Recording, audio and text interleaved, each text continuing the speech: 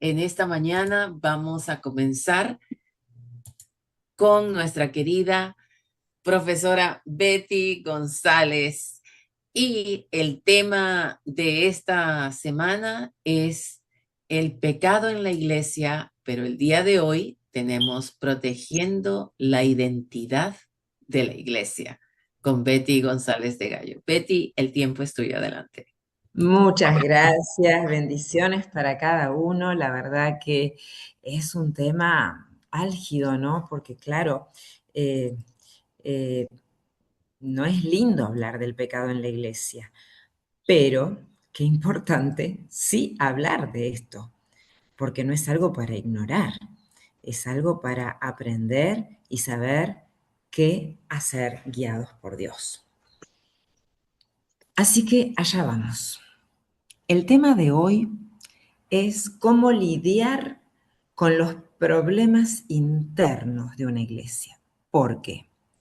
Porque somos una iglesia, no hay problemas. Porque vamos a una iglesia, no hay pecado. No nos tapemos los ojos, seamos realistas. Pero entonces, ¿cómo lidiar con los problemas internos?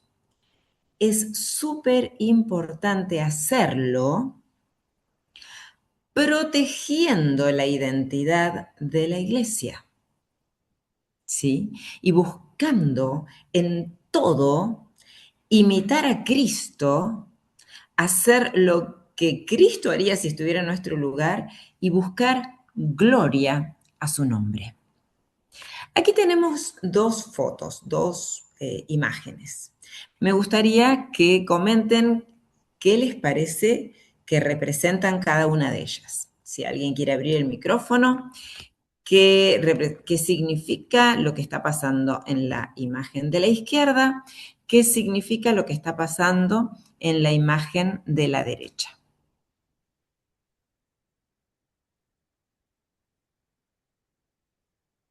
En la izquierda aparecen dos hombres en corte.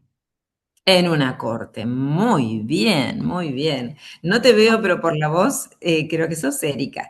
Muy bien. Entonces, en la izquierda están en el tribunal, en una corte, dos hombres que son hermanos de iglesia. Y en la derecha, Parece estar en junta de iglesia. exactamente. Se ve que el problema es uno, pero en un caso van al Tribunal de Justicia Humano y en el otro caso lo resuelven de manera interna. Pablo nos dice en 1 Corintios 6:1, si alguno de vosotros tiene un pleito con otro, ¿cómo se atreve a presentar demanda ante los inconversos en vez de acudir a los creyentes? Después de explicar cómo resolver el pecado dentro de la iglesia, que estuvimos viendo el tema este de incesto, Pablo les reprocha por no seguir las pautas correctas. O sea, aquí no solo hay un problema de pecado, sino de cómo resolverlo. Y entonces los reprocha también por dejar que tribunales seculares decidan sobre problemas entre hermanos. Pero Pablo va más allá y ataca la raíz del problema. En primer lugar, no deberían existir desavenencias entre los miembros de iglesia.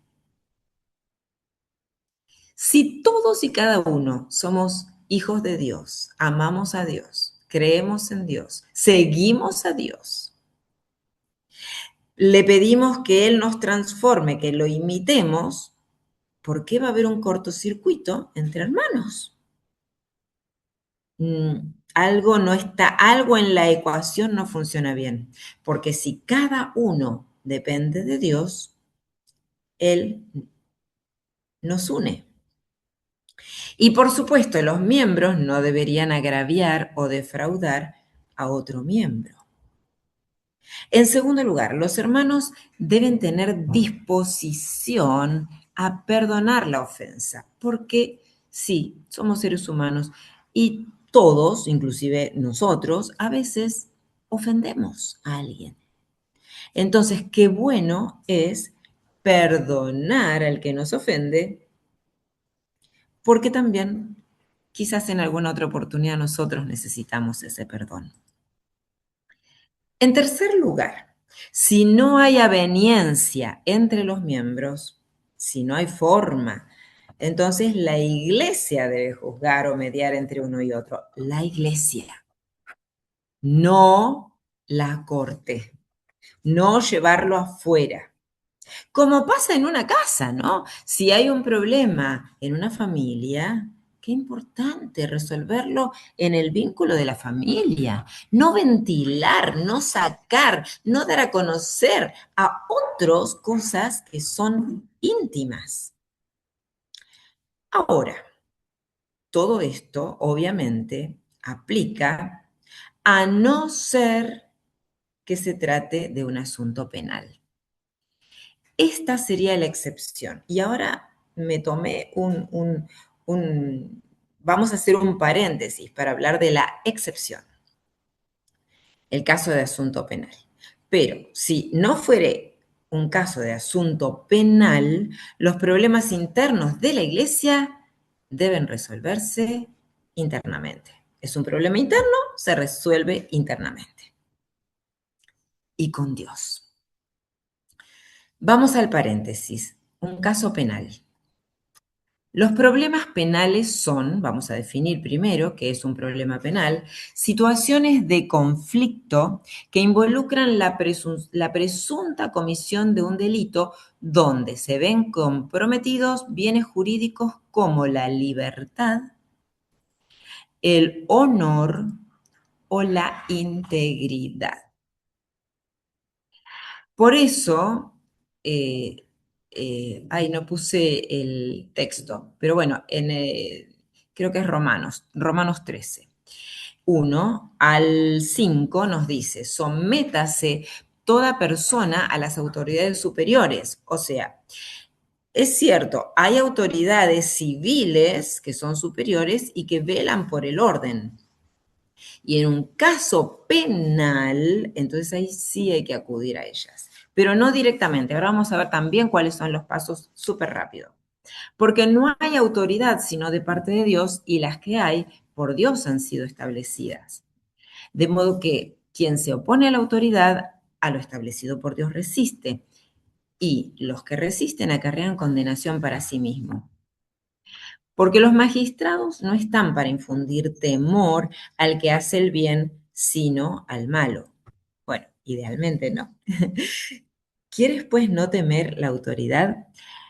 Haz lo bueno y tendrás alabanza de ella, porque es servidor de Dios para tu bien. Pero si haces lo malo, teme, porque no en vano lleva la espada, pues es servidor de Dios, vengador para castigar al que hace lo malo. Por lo cual es necesario estarle sujetos, no solamente por razón del castigo, sino también por causa de la conciencia. Esto es lo que justamente nos dice, esta es la referencia bíblica que estaba aquí, y ahí está, en Romanos, ahí está, sí, Romanos 13, 1 al 5, donde dice, a menos que se trate de un asunto penal. Bueno, este texto nos habla de un asunto penal, ¿verdad? Ahora, yo busqué porque me tocó trabajar en el Ministerio de la Mujer de la Iglesia, busqué un documento donde habla un poquito de problemas penales. La Iglesia Adventista del Séptimo Día tiene profundo respeto por la vida y la dignidad humana y desde su organización enseña principios que valoran a los niños, adolescentes, jóvenes, adultos y ancianos. Eso también involucra a la sexualidad considerada un don de Dios dentro del contexto de amor y confianza mutua entre un hombre y una mujer expresados en el matrimonio. No es propósito de Dios que un ser humano alguno someta su mente y su voluntad al gobierno de otro para llegar a ser instrumento pasivo en sus manos. Nadie debe sumergir su individualidad a la del otro, nos dice Elena de White en Mente, Carácter y Personalidad. Entonces, este documento propone acciones con respecto a la prevención del abuso y el acoso sexual en el contexto de instituciones y templos adventistas del séptimo día, porque somos iglesia, somos hijos de Dios, pero estamos en el mundo y pasan cosas también en la iglesia. Así como también procedimientos administrativos relacionados al agresor y de restauración con respecto a la víctima. La Iglesia Adventista del Séptimo Día, por razones bíblicas, teológicas, éticas y legales, no tolera ningún acto considerado de naturaleza pecaminosa y criminal.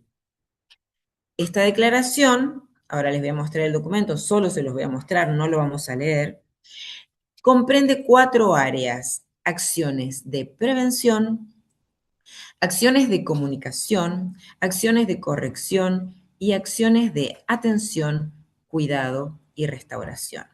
Yo después les voy a compartir el material por si alguien necesitara este documento. Esto es justamente parte de este paréntesis que abrí en casos penales. Casos penales. La Iglesia Adventista está organizada para tener acciones de prevención con proyectos como el proyecto Basta de Silencio, con capacitaciones, apoyando presentaciones, foros, orientando, realizando cursos, seminarios, y instruyendo a los niños, adolescentes y adultos, a maestros, ¿verdad? Bueno, luego tenemos acciones de comunicación. Hay sitios con materiales de combate a la violencia y vulnerabilidad del proyecto Basta de Silencio.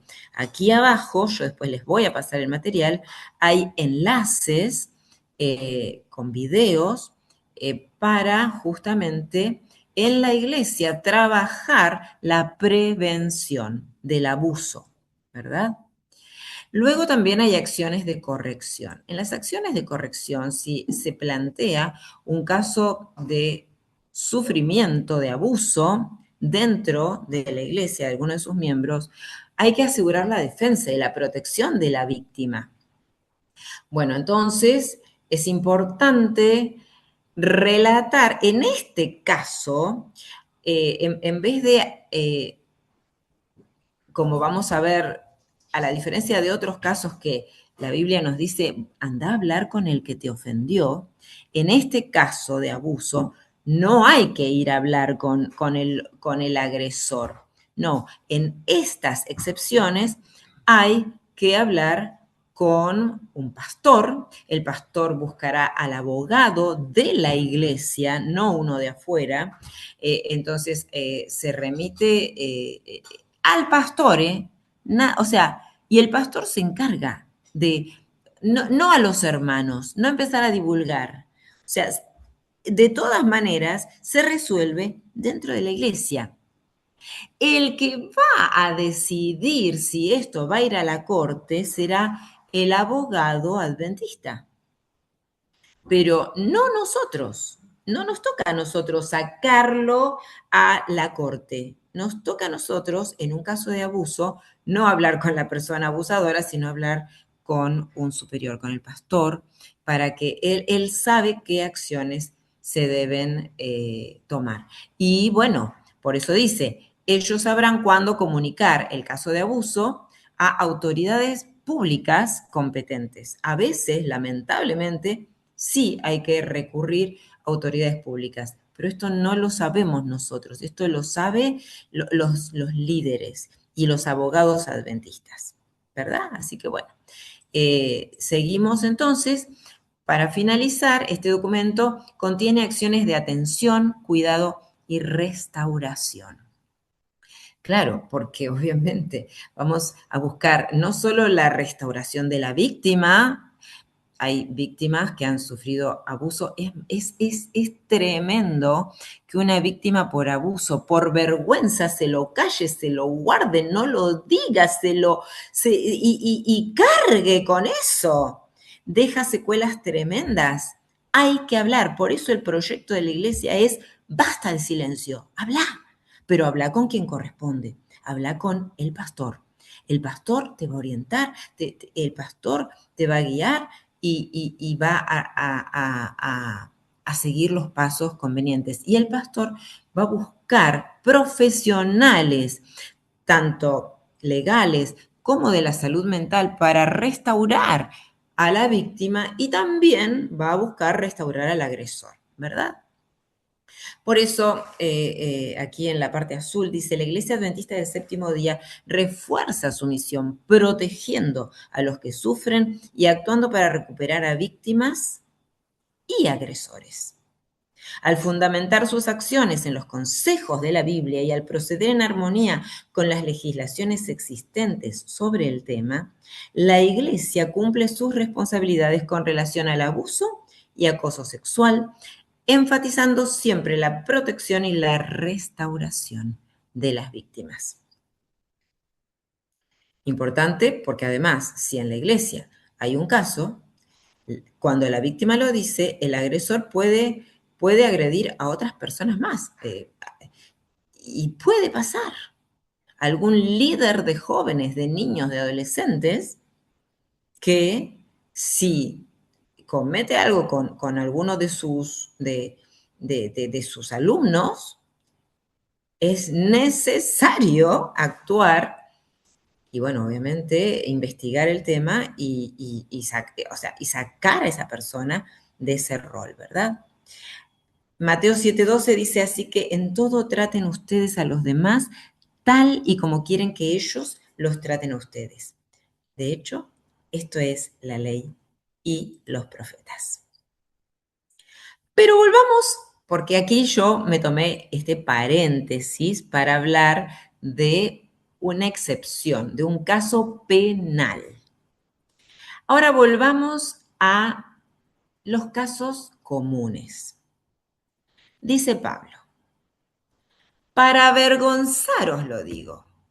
Pues qué, ¿no hay entre vosotros sabio, ni aún uno que pueda juzgar entre sus hermanos? Bueno, de hecho, aún en un caso penal, lo decimos dentro de la iglesia. Ellos se encargan. Y entonces sigue diciendo, sino que el hermano con el hermano pleitee en juicio, y esto ante los incrédulos. Tremendo. Hay un conflicto entre dos hermanos y si es un conflicto que se puede resolver entre ellos, pues hay que resolverlo primero entre ellos. Ahora vamos a ver los pasos. No sacarlo y mucho menos, ni siquiera al pastor, si es un problema entre hermanos, ni siquiera al pastor. Primero entre hermanos. Y imagínense muchísimo menos sacarlo afuera. Así que, por cierto, es ya una falta en vosotros que tengáis pleito entre vosotros mismos. Claro, somos hermanos. ¿Por qué hay pleito? 1 Corintios 6:10 dice, ¿no sabéis que los injustos no heredarán el reino de Dios? No erréis. Evitá los pleitos. Buscá a Dios. Dios une. Evitá los pleitos. Y ahí Pablo habla de los pleitos juntamente con otra lista que dice, ni los fornicarios, ni los idólatras, ni los adúlteros, ni los afeminados, ni los que se echan con varones, ni los ladrones, ni los avaros, ni los borrachos, ni los maledicientes, ni los estafadores heredarán el reino de Dios. ¿Alguna vez sin querer le contaste un problema que tenés con un hermano a otro hermano? Esto Pablo lo incluye en la lista junto con los fornicarios, adúlteros, ladrones, borrachos. ¿Qué pasos tenemos que seguir cuando tenemos un problema con un hermano? ¿Contárselo a otro hermano? ¿Contárselo a varios hermanos? Que lo sepan otros.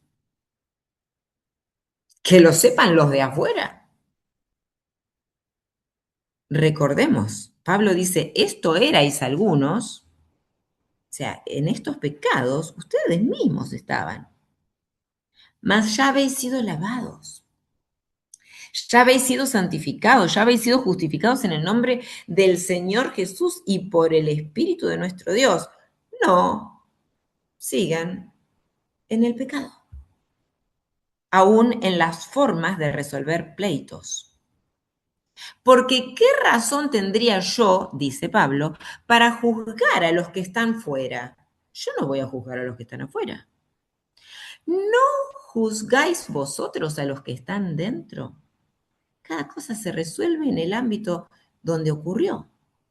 Porque a los que están fuera, Dios juzgará. Quitad pues a ese perverso de entre vosotros. Hay que tomar una acción, pero dentro del ámbito interno. El comentario bíblico adventista dice respecto de esta frase, Dios juzgará. Dios examina los pensamientos, las palabras y los hechos de todos los hombres. Ya sea que un hombre reconozca o no la autoridad divina, Dios es el que valora todos los detalles de su vida y los aprueba o condena de acuerdo con su sabia justicia. Este conocimiento de la inevitable justicia de Dios ayuda para que el creyente esté tranquilo cuando es ultrajado y maltratado. Insisto, quedan afuera los casos penales. Ahí hay que hablar con el pastor. Sabe que Dios vela por él y que finalmente lo justifica. Si tengo un problema con un hermano, sé que Dios sabe todo, entonces busco yo estar en comunión, armonía con Dios y resolver el problema con los pasos bíblicos. Pablo aborda un caso de litigio después de tratar una situación de inmoralidad sexual, tal como lo hizo Moisés en Deuteronomio 22, o sea, lo hace basado en la Biblia. Esto demuestra cuán bíblicamente fundamentada es la manera en que Pablo trataba los problemas en la iglesia. Deuteronomio 22, no lo vamos a leer completo, pero nos habla de que si alguno, fue sorprendido acostándose con la mujer casada, dice, quitarás el mal. También si hay una chica virgen, que viene otro y se acuesta con ella, también quitarás el mal. Por eso Pablo no permite que el mal continúe. No. Pero hay que tomar los recaudos bíblicos y seguir los pasos bíblicos. El hecho de que el caso de 1 Corintios 6, 1 al 11, esté enmarcado por pasajes que tratan de la inmoralidad sexual puede sugerir que el asunto al que se refiere 1 Corintios 6, 1 también estaba relacionado con la inmoralidad sexual. Estos que fueron a la corte, ¿no? Podría ser, por ejemplo, que vieron que había un caso de incesto, de que el hijo se acostaba con la mujer del padre. Entonces, por ahí ese padre y ese hijo llevaron el caso a la corte. Pues no, resuélvase de manera interna. Igual no sabemos con certeza de qué se trataba, si era un asunto civil menor, como una disputa por una propiedad o un problema sexual. ¿Cómo resolver problemas personales en la iglesia? No los penales, los personales.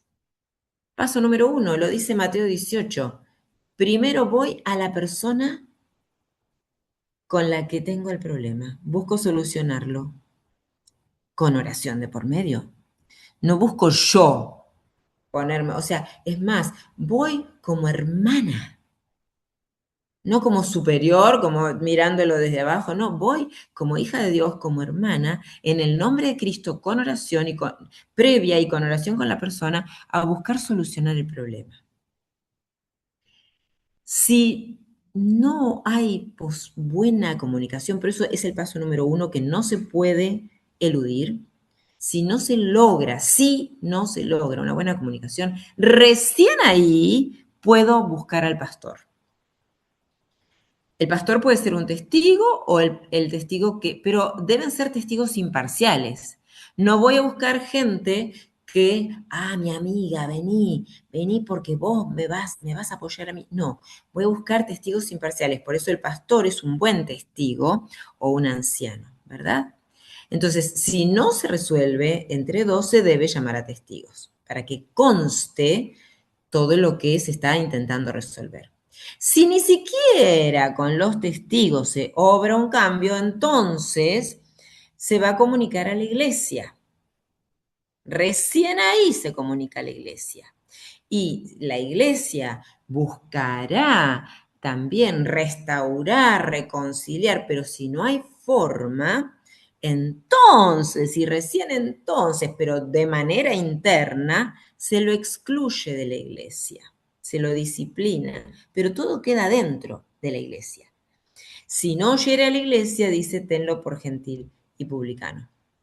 Es como Pablo vimos que dice, entréguenlo a Satanás, que no significa, ¡ja!, que lo agarre el diablo. No, en realidad significa, él está eligiendo el camino de Satanás, déjenlo que vaya por lo que eligió. Si no acepta, si no la exhortación, si no quiere cambiar, bueno, déjenlo que elija lo que él quiere. Elige el camino de Satanás, que siga por el camino de Satanás.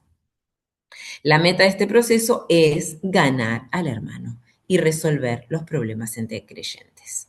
Esa es. En el texto de Mateo se nos da instrucciones para resolver problemas privados entre dos hermanos. La ofensa se hace del conocimiento de la comunidad de creyentes, o sea, la iglesia, al fallar el paso de si no oyere, o sea, cada uno de los pasos, ¿verdad? Bien. Este texto es precioso. Primera de Corintios 6:12 dice, todo me está permitido, pero no todo es para mi bien.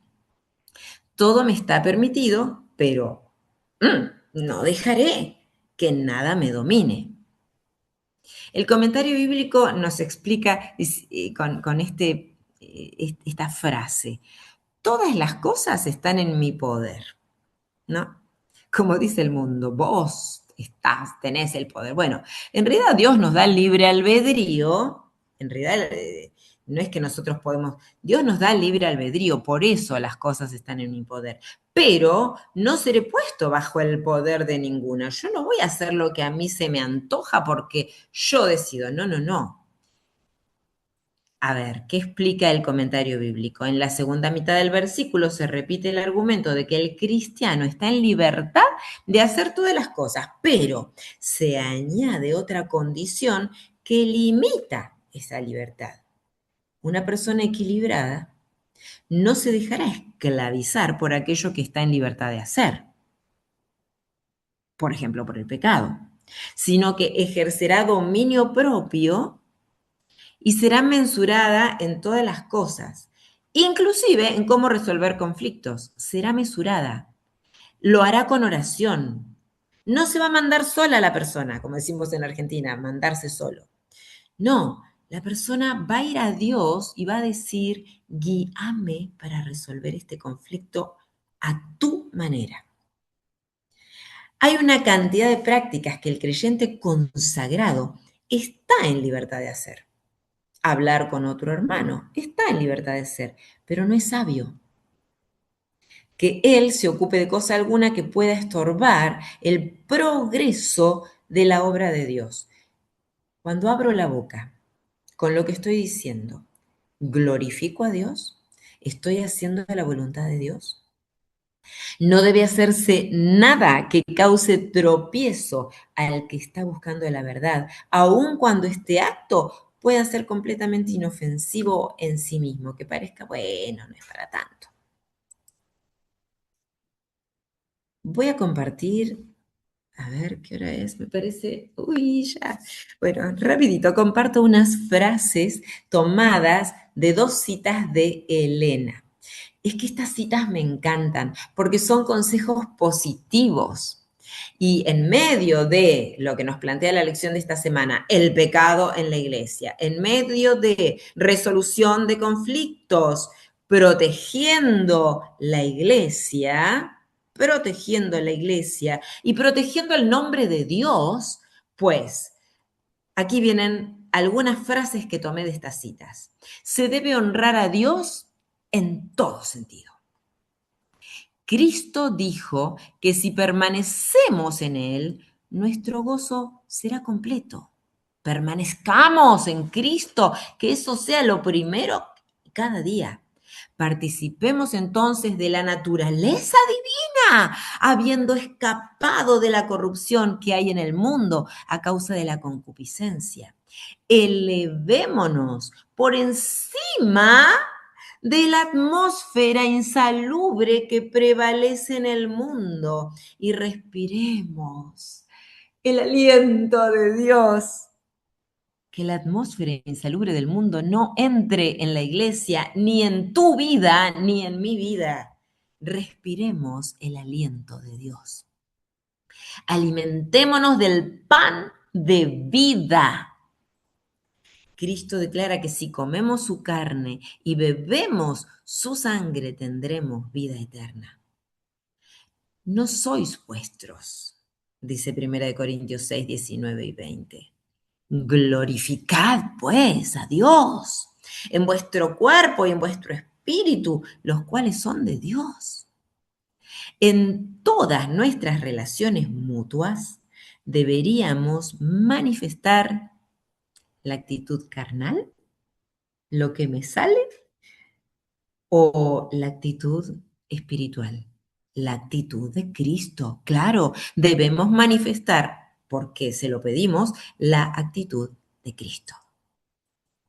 Debiéramos mantener constantemente afinada la mente para responder a la oración de Cristo que aparece en Juan 17. ¿Recuerdan cuál es? Jesús dice, somos uno, el Padre y yo somos uno, que ellos también sean uno. Ese debe ser nuestro objetivo. Ser uno con Dios y entre hermanos. Esa debe ser nuestra meta. Y como estudiamos la semana pasada, si esa es nuestra meta, cuando venga una visita va a decir, qué hermoso clima que hay en esta iglesia, me quiero quedar. Necesitamos saber en qué consiste el yugo que Cristo quiere que llevemos y las responsabilidades que tenemos que asumir en este tiempo. Y tratar constantemente de demostrar con bondad y amor a nuestro hermano, que nos interesamos en él y poner amor en nuestras acciones cotidianas. Ahora, si viéramos que alguien está en error en algún aspecto, tampoco debiéramos pasar a su lado sin decirle nada. Debemos buscar, como hermanos, corregirlo, pero con amor, con humildad, con respeto. Dice, sino que debiéramos tratar de traerlo de las tinieblas a la luz, con humildad, con amor.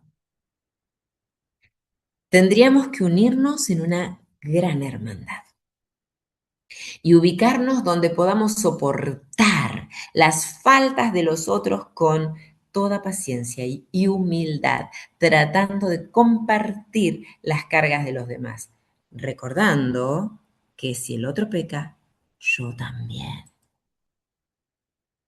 Por eso, esta cita, que ya no hay tiempo, se las voy a mandar, nos habla de que todos tenemos debilidades, todos.